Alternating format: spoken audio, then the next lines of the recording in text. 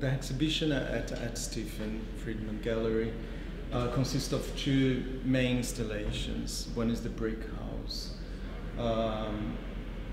in the front room, which relates to a structure that has several elements that were inspired on existing charms and talismans. My idea was to bring for this piece abstract versions of these elements. The first one you see as soon as you enter in the gallery is the seahorse, which has a similar elegance to the curved tail of a seahorse, which is an existing charm.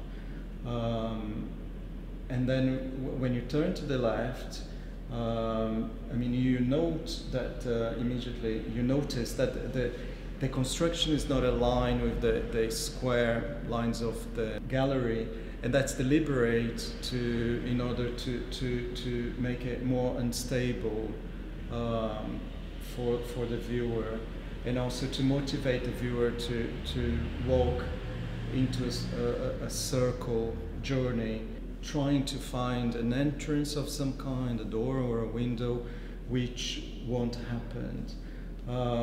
What the viewer will find is these different elements that will transform into something else. So the element that looks more like a window would be a brick that is covered in black linen, and that's the element that will give this closest appearance to a wish of the viewer to enter into the room, which obviously that won't happen.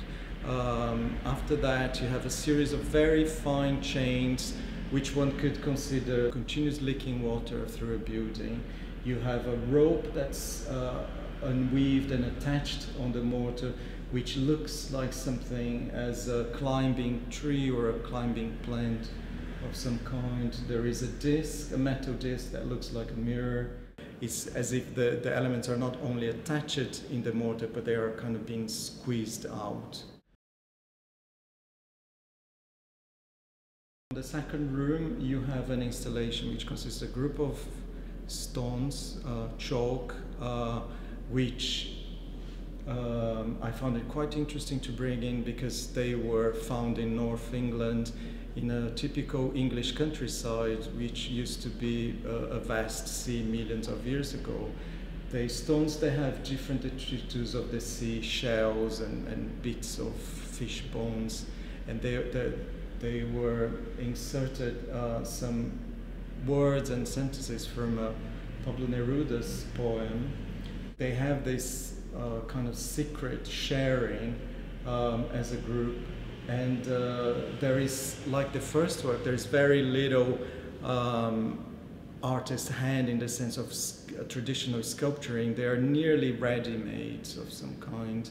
There is cuts that were made in the quarry with one very basic saw, and then the cuts, they grow, but they make a lot of use of the natural topography and texture of the stone.